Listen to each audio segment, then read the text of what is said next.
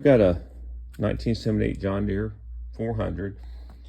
The problem I was having is that this brake should have a spring that makes this go down for the parking brake, so that as you push this forward, it will automatically latch in there. The problem I had was the spring I had was broken. I could see that where it went initially, you can see the edge of the cotter pin, the new cotter pin sticking out right here. Down in there, where it goes on that shaft, there's a cotter pin that goes through there, and the spring hook's in one end. And I'm gonna get underneath there and show you. The problem I had was I could not figure out where the other end of the spring hooked to.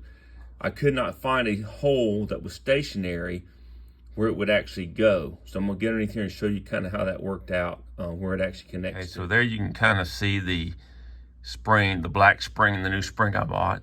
That's the cotter pin coming through the rod. And then here,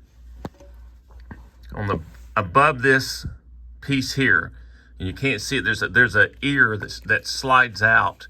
There's an ear on this that bends towards the body with a hole in it.